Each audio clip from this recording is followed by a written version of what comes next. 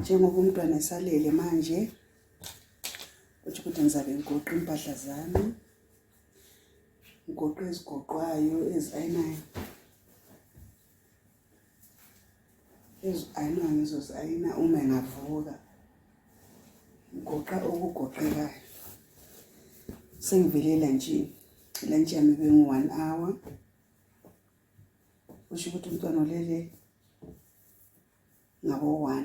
Makavuka ngizobe sengiqedile ngokwempahla ngoba kuyomele ukuthi ayovuka u-3. Ngizobe sengiqedile ngempahla. Then mina naye sesidlala.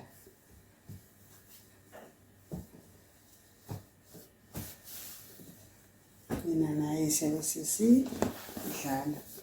Ugoqa impahla zami ngizobe sengiqedile. Ngizobe sengiqedile ngayozibeka endaweni yazo.